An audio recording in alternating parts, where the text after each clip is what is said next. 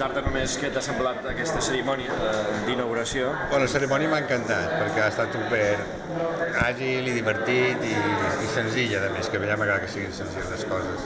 Sí. I després, clar, es veu tota la programació del que es veurà i hi ha coses que pinten molt interessants. Bueno, jo a part ja he vist la meitat de la programació, l'he vista sencera. Tu ja tens l'avantatge que ja com a jurat has Jo vist algunes ja cites. som metges que els altres.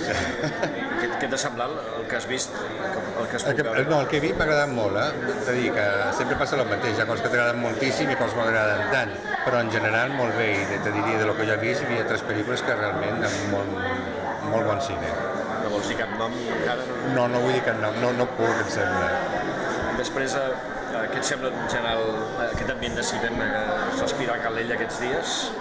Pues mira, jo conec poc Calella i conec poc el festival, és veritat, però veig que sí que hi ha coses que està com a caldejant l'ambient, que és una cosa que existeix, més per el que ha dit l'alcaldessa, es veu que també com fa un plató d'aquí. Sí. Tot això sembla molt interessant, perquè a més el cinema, bueno, sempre a través de batxes, no? I se suposa que estem en batxa sempre, no? O sigui, tot va bé. I tu personalment, quins plans tens o què estàs fent, què estàs maquinant, quins projectes tens? Mira, jo vaig un projecte just ara, fa una setmana vaig tancar la postproducció, si vaig arribar a còpia, i ha estat 2 anys de feina, ha estat duríssim, molt llarga i complicada. La pel·lícula rodada a Londres, rodada a l'Aràbia Saudí, coproducció, vull dir, pel·lícula complicada.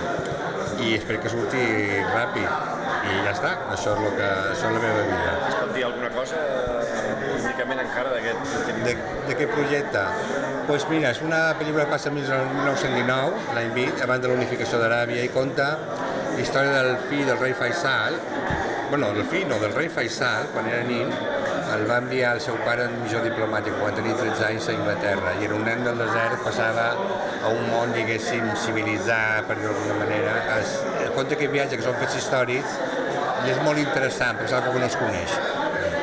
Gràcies i sort. Bueno, gràcies a vosaltres.